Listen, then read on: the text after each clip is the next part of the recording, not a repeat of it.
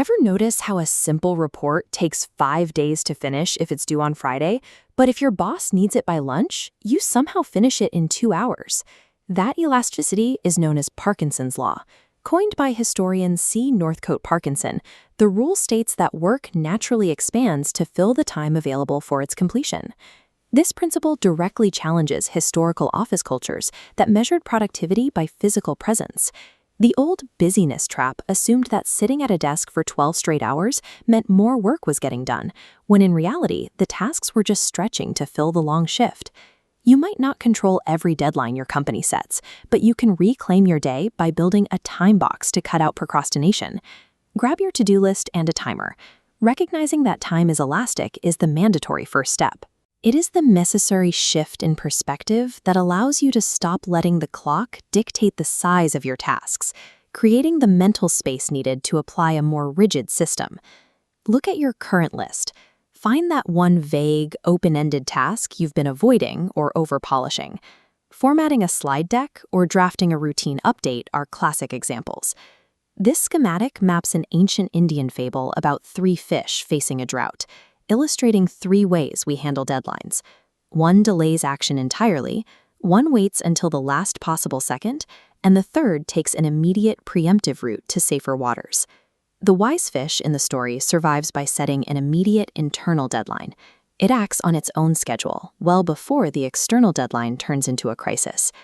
Identifying your open-ended task is about targeting the perfectionism that drains your cognitive energy. Ask yourself how long this task would take if you were rushing to catch a train. Take your usual time estimate and cut it in half. Now, open your calendar. If you normally spend 3 hours on that deck, drag that block down to a crisp 45 minutes. This artificial constraint must eliminate all your wiggle room. The strategy works specifically because the new time limit induces a slight feeling of discomfort. Of course, self-imposed deadlines are easy to ignore. To solve this, you need a forcing function. Send a direct message to a boss or colleague committing to deliver the work by your new deadline.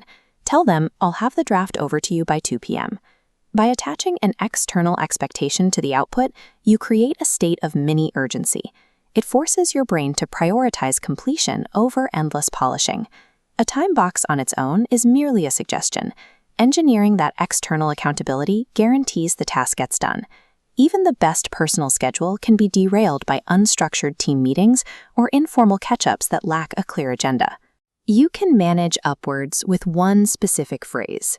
Next time you're pulled into an impromptu meeting, ask, "Can we time box this check-in to 20 minutes so I can jump back into my project?" This simple boundary keeps the immediate conversation from drifting into non-essential topics, ensuring that both you and your team remain focused on the specific objectives at hand.